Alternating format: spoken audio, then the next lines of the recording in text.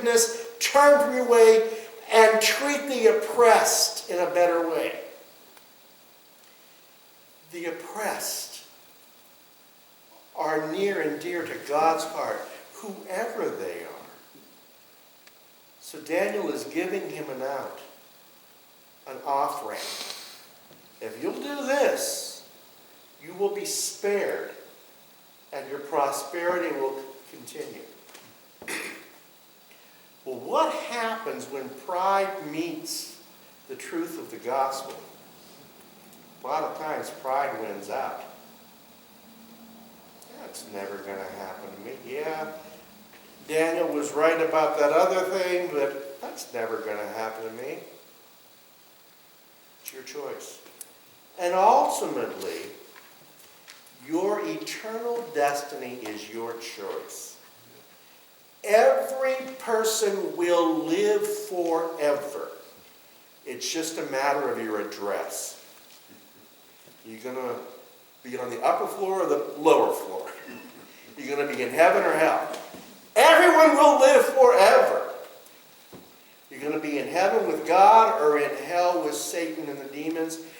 And Jesus spoke very openly about Satan, about demons. They do exist. They are real. They are powerful. Am I saying that Nebuchadnezzar was demon-possessed? No, because I don't know that. But he certainly was filled with pride and sin. 12 months later, due to the fact that Nebuchadnezzar refused the advice of Daniel, Belteshazzar, as the king was walking on the roof of the royal palace of Babylon, he said, "Is not this the great Babylon I have built as the royal residency by my mighty power and for the glory of my majesty?" Oh boy. Wow! He's saying, this is all about me. Look what I have done. How often do we see that in the world today? Pride. Absolute pride. The fact is, everything you have is from the hand of God. But you'll talk to the individual, but I went out and worked and I earned this. But who gave you the skill set to do the job that you do, to earn the income that you have, to buy the things that you have? It is God that gave you that skill set. And God could take it away. God is behind everything that comes into our life, both good and bad. Because he allows the bad. He could stop it, but he allows it. His purposes are greater than anything that we can begin to imagine. And so there's the king, the great emperor, 12 months after this encounter with this dream and being told that he would be absolutely humbled, up there strutting like the he rooster. Look at me. Look at what I have done. Compare yourself to God. Nothing. Remember King David? Another man that was filled with pride. Another man who had a great kingdom. Who believed that anything he wanted could be his, including the beautiful woman bathing nearby. And so as the king, he felt entitled to her, even though she was a married woman. And out of that relationship, a child was conceived. In order to hide that, David thought, well, I'll bring her husband in, and he'll go with her, and she'll conceive, and they'll think that he's the father. But Uriah, her husband, refused to lay with his wife because his troops were at war. Yes? Talking about pride, a turkey is is always in full strut before it gets shot. Okay, that comes from a hunter. Alright. So David had Bathsheba's husband killed, and he thought he had gotten away with it. And the man of God came to him, a prophet of God. And Nathan said, David, you are the man. And it is out of that that we see David's absolute devastation at his sin, his call for repentance. God has a way of humbling us. Immediately, what had been said about Nebuchadnezzar was fulfilled. He was driven away from the people and ate grass like an ox. Talk about a humiliating experience. He could have had anything to eat in the world. He had the resources. All he had to do was say the word and it was his. He had that kind of power. He had servants. He had cooks and chefs and whatever he wanted. He ended up being out there eating grass like a cow, like an ox, humbling him totally and completely. His body was drenched with the dew of heaven until his hair grew like the feathers of an eagle and his nails like the claws of a bird.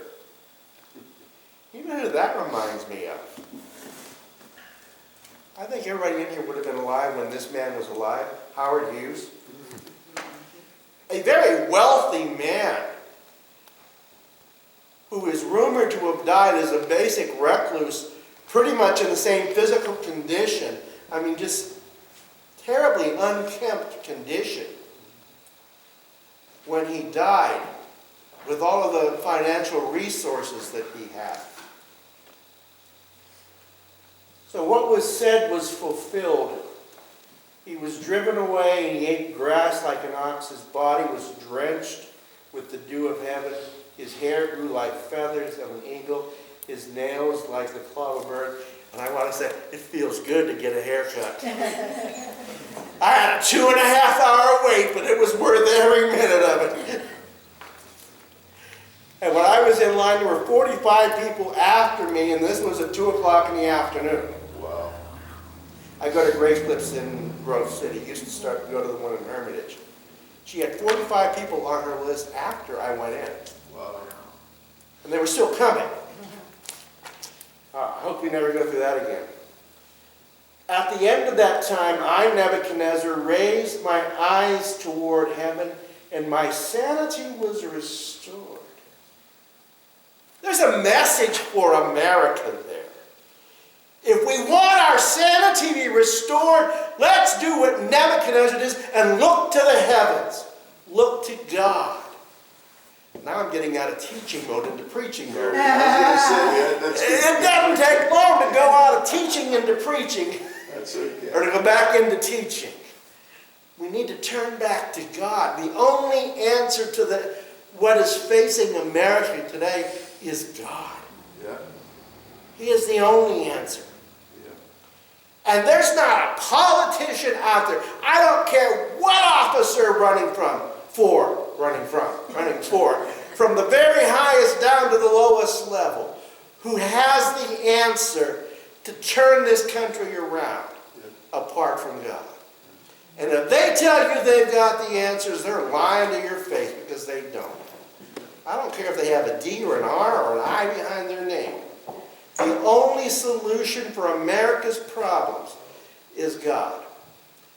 Who was it during another time of national crisis that called on the American people to go to their knees in prayer?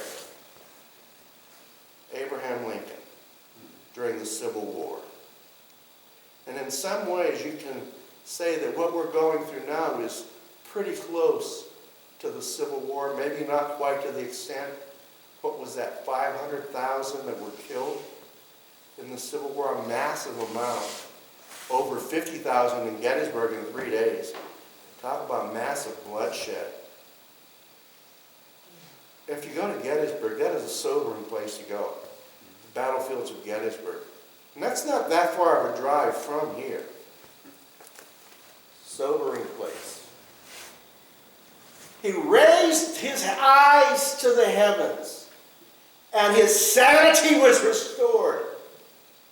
That I praised the Most High, I honored and glorified him who lives forever. His dominion is an eternal dominion. His kingdom endures from generation to generation.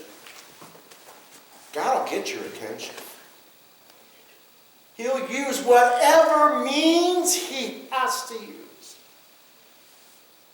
And it is possible, I'm not saying this is the definitive answer, but God could be using the crisis we're in, the COVID crisis, the racial crisis, as a way of calling us back to himself.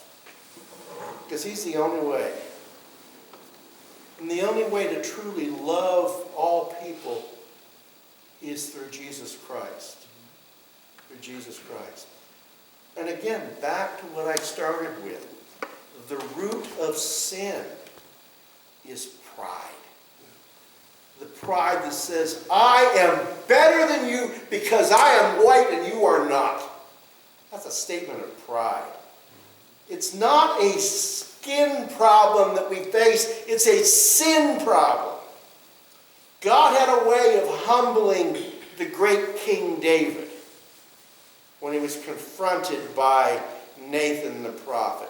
God had a way of humbling Nebuchadnezzar by making him eat grass like a cow and hair like feathers, long hair and long nails. Very unkempt, very different than he would have been in the palace. He would have been well-groomed. He had all kinds of attendants. Pride, arrogance. It is a fall that need not happen.